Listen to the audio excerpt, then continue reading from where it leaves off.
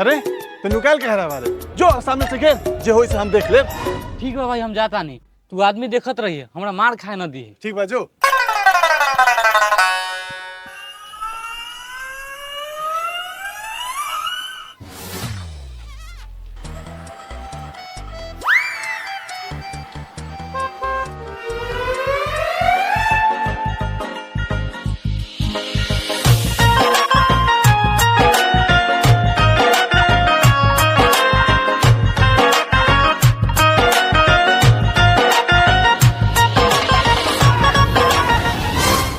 मुझौसा दोगला, तू हमर पीछा करते करते यहाँ तक आ गईले।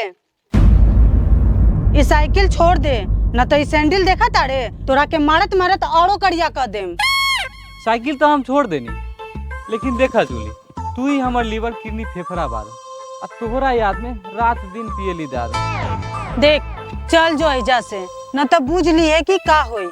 हम तोरा के पहले ही बता देले बानी कि कौवा हंस के जोड़ी ना हो सकेला। मान जा जूली, हम तोहार गोर पर तानी।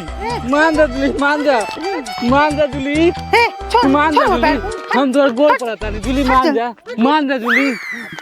अरे साला आओ ना रे, तोरा काहे बुला के ले लिया, समझाओ ना।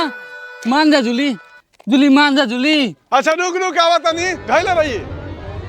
ए रुका रुका, हमर दोस्त के इतना काहे छिछिरिया कटवैले बारू, मान जा इतना काहे तरपावा तारू।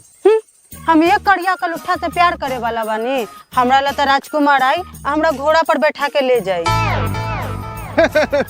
देखी हो कहीं एके रात में चांद के पार न ले जाओ। कथी करे रे मुझौसा, एगो काम रहे जो तू हो आगे माथा भुकाबे, हमरा के जाए दे, न तो बुझ ली है कोचिंग के लेट होता। हाँ तो क्या करबे बोल बोल बोल बोल। मुन्ना कन बड़का गो नखरा के दुकान। तू हट तो भाई, तू सच बता बा हमरा से प्यार करेलू कि ना? ना करीले।